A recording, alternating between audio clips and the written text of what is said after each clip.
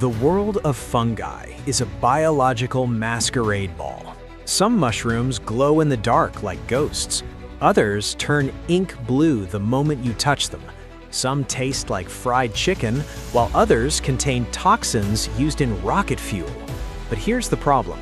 Humans are visual creatures. We judge danger by looks. We think if it's ugly or smells bad, it's poison. If it's pretty and smells like dinner, it's safe. In the mushroom kingdom, following that logic can kill you.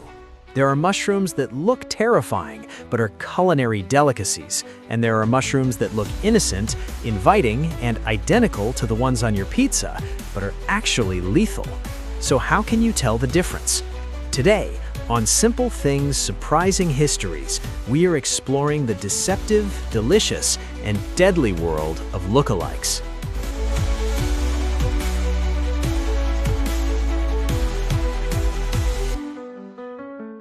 If you saw a mushroom that was bruised purple or looked like a trumpet made of dead black leaves, you'd probably kick it aside. Yet the wood bluet and the black trumpet are prized edibles. They look wrong, but they taste incredible. Conversely, look at the Amanita bisporigera, known as the destroying angel. It is pure white, elegant, and looks pristine. It looks like the perfect mushroom.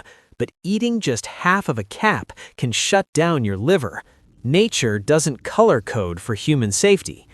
There's a famous myth that bright colors mean poison, while the red and white fly agaric, the Mario mushroom, is indeed toxic and hallucinogenic. Consider the chicken of the woods. It is a shocking neon orange and bright yellow. It grows in massive shelves on trees. It looks radioactive, yet it is one of the safest, most delicious mushrooms to forage, literally tasting and tearing like chicken breast.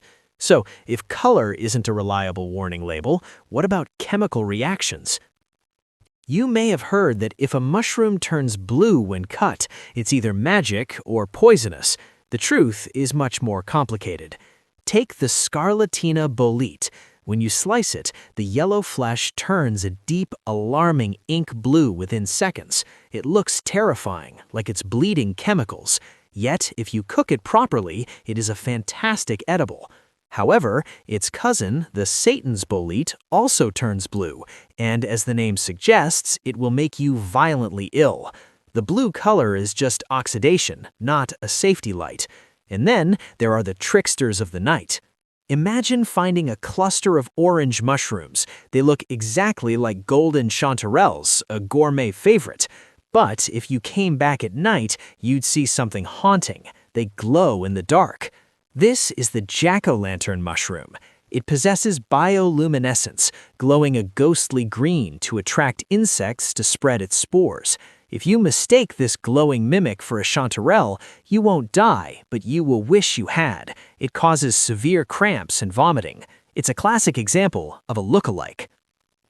The biggest danger to foragers isn't the random mushroom, it's the doppelganger, the evil twin. The most famous example is the morel. People go crazy for morels in the spring. They look like honeycomb sponges. But they have a twin, the gyromitra, or false morel. To the untrained eye, they look similar, but while the real morel is hollow inside, the false morel is cottony and brain-like. The false morel contains a chemical called gyromitrin, which the body converts into monomethylhydrazine, a component literally used in rocket fuel.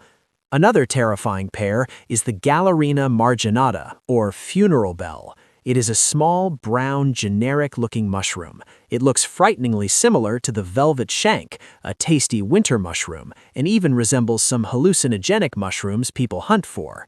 Mistaking a funeral bell for a magic mushroom is a fatal error.